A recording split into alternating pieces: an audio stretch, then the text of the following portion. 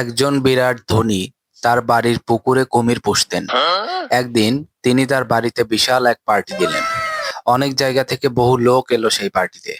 প্রচুর খাওয়া দাওয়া আর কিছু লাল পানি খাওয়ার পরে ধনী লোকটি ঘোষণা করলেন, যে সাহস করে কুমির ভর্তি পুকুরটি সাঁতরে পার হতে পারবে তাকে তিনি 1 কোটি টাকা দিবেন, না হয় তিনি তার সুন্দরী কন্যাকে তার সাথে বিয়ে দিবেন। কথাটি শেষ না হতেই ঝপাং করে একটা শব্দ। দেখা গেল এক লোক প্রাণপণে সাঁতরাচ্ছে আর তার পিছনে 3টা কুমির তাড়া করছে। সবাই পার থেকে লোকটাকে উৎসাহ জুগিয়ে গেল।